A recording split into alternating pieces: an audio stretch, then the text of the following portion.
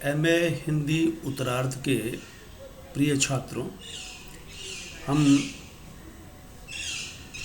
अंधेरे में कविता का पाठ करते हुए अब इतना ज़रूर समझ चुके हैं कि यह कविता सिर्फ कल्पना जनित नहीं है, इसमें संघर्ष निहित है।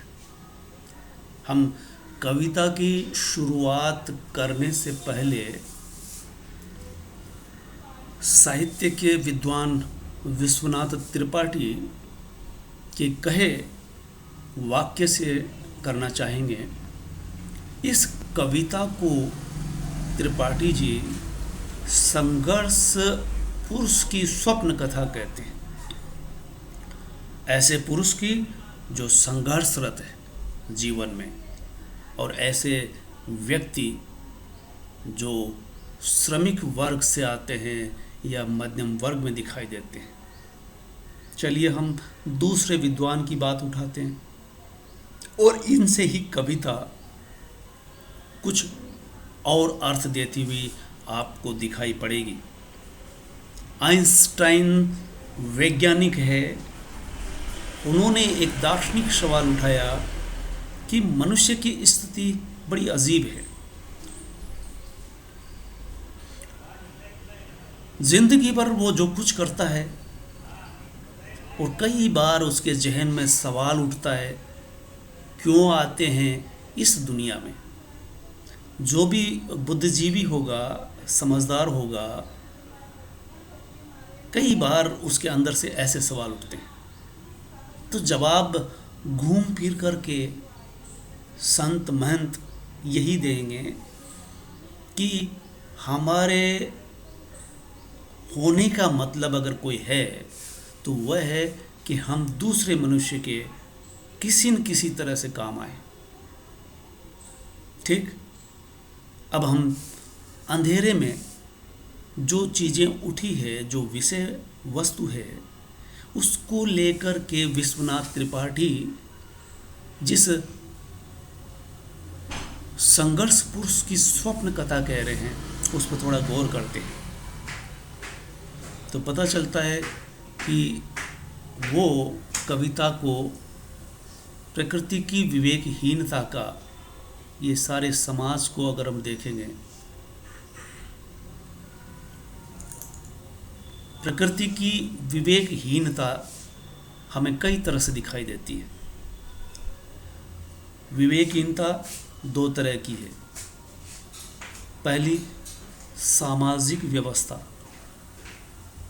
समाज अपने तरह से चलता है और उसमें कई तरह की समस्याएं हैं जिनसे आदमी जूझता है। दूसरी समस्या उसके सामने आती है जो उसका स्वयं का अवचेतन, जिसे फ्राइड अच्छी तरह से विश्लेषित कर चुके हैं। और हर आदमी इन दोनों चीज़ों से बराबर जूझता है, संघर्ष करता है, प्रयत्नरत रहता है। अब हम ये कह सकते हैं कि प्रकृति में अच्छे बुरे दोनों ही होते हैं, दोनों तरह के लोग होते हैं, और प्रकृति हमें दोनों ही रूपों में दिखाई देती है। इस तरह से सारी सामाजिक व्यवस्था में एक तरह का अंतर विरोध दिखाई पड़ता है। अब हम पुनः उस कविता को जहाँ छोड़ आए थे वहाँ से आगे बढ़ते हैं। आपने सुना था, सांकल ही रह रह बसती है द्वार पर, ये यहाँ हमने छोड़ा था। और ये वो दृश्य है जब वो वाचक यानी कविता का नायक कमरे में बंद अंधेरे में, और वो कुछ हलचल सुनाई देती है, उसे आवाज़ सुनाई देती है। फिर वो शहर के बाहर तालाब के पार, तालाब में कुछ देखता है, और फिर का सघन अंधेरे में गुफा में फिर उसे एक पुरुष दिखाई पड़ता है। फिर हम वहाँ पहुँच चुके हैं कि फिर वो जब कमरे में हैं तब उसे ऐसा सुनाई पड़ता है कि जैसे सांकल कोई बजा रहा है। वो सांकल बजाने का मतलब निकलता है, आप समझ सकते हैं कि कोई आया हुआ है और आपसे मिलना चाहता है। उसके दो ही उद्देश्य हो सकते हैं, वो अपने काम से आया है या आपसे कोई काम है। कविता में ये बता दिया गया है कि वाचक ये महसूस कर रहा है कि वो मेरे ही लिए यहाँ आया है और सांकल खटखटा रहा है, और ये भी कह रहा है ये वही व्यक्ति है जो मैंने 2-3 बार इसे देखा है। शुरुआत में वो अजनबी था, फिर वो परिचित होता है, फिर वो अपने ही स्वयं के हित के लिए, यानी वाचक के हित के लिए आया हुआ लगता है। चलिए आगे बढ़ते हैं।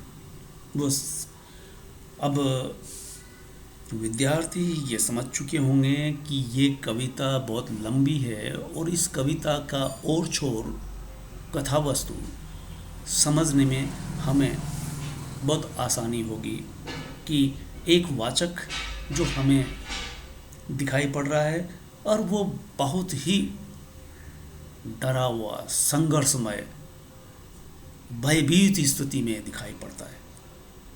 उसके सामने कई स्थितियां ऐसी आती है कि आम आदमी बड़ी मुश्किल से ऐसे ऐसे दौर में सांस ले सकता है जिसमें वो जद्दोजहद कर रहा है, संघर्ष कर रहा है। ये जीवन में होने वाली जद्दोजहद की कहानी हो जाती है जो मुझे तिलस्मी खो में दिखा था।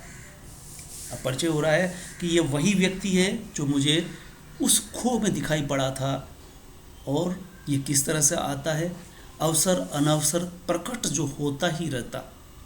मेरी सुविधाओं का न तनिक ख्याल कर, चाहे जहाँ चाहे जिस समय उपस्थित, चाहे जिस रूप में, चाहे जिन प्रतीकों में प्रस्तुत, इशारे से बताता समझाता रहता, मुझे बराबर समझाइश करता है और मेरी परेशानियों को हल करने का प्रयास भी करता है। लेकिन उसे ये ऐसा लगता है कि ये अवसर और अनवसर, ये अवसर भी नहीं देखता, कभी भी प्रकट हो सकता है। इसको बिल्कुल भी ख्याल नहीं है कि मुझे इसके आने से असुविधा भी हो सकती है, यानी इसको सामने वाले की सुविधाओं का बिल्कुल ख्याल नहीं, ये अपने हिसाब से चलता है और जब चाहे तब प्रकट होता है, चाहे जहाँ दिखाई पड़ जाता है और मुझे ये कुछ कहता है, चाहे जहाँ चाहे जिस समय उपस्थित, चाहे जिस रूप में। रूप भी बदलता रहता है, किस किस रूप में ये सामने आया है अब आप समझ गए होंगे कि जो अंधेरे कमरे में चहलकदमी करता हुआ आवाज़ आ रही थी, जो दीवार पर चेहरा उभर रहा था, वो सब यही था। वो इसलिए कह रहा है चाहे जिन प्रतीकों में प्रस्तुत, ऐसा नहीं है कि वो एक ही रूप में आता हो, अलग अलग रूपों में अलग अलग जगह पर ये दिखाई पड़ता है। पहले सुनाई पड़ा, फिर दिखाई पड़ने लगता है, और फिर ऐसा नहीं कि आता है तो चुपचाप चला जाता है। वो कह रहा है कि इशारे से बताता और अपनी बातें कई बार ये स्पष्ट कहता, कई बार इशारे से समझा देता, इस तरह से मुझे समझाता रहता है। और इसकी समझाइशों का असर, ये जो कहता है उसका प्रभाव भी वाचक पर पड़ता है। किस तरह से पड़ता है, हृदय को देता है बिजली के झटके, अरे उसके चेहरे पर खिलती है सुबहें, गालों पर चट्टानी चमक पठार की, आँखों में किरनीली शांति की लहरें, उसे देख प्यार उमड़ता है अनायास, लगता है दरवाज़ा खोलकर बाहों में कस लूं। उसके मन में कई तरह के भाव उठ रहे हैं। जब दरवाज़ा सांकल खटखटाने की आवाज़ आती है, और अब क्या हो रहा है, वो जब भी आता है जो कुछ कहता है उसका असर किस तरह से होता है, ऐसा लगता है कि जैसे वो मेरे हृदय को बिजली के झटके जैसे लगते हों, ऐसा प्रतीत होता है। और जब वो दिखाई देता तो कैसा लगता है, कैसा लगता है वो, उसके चेहरे पे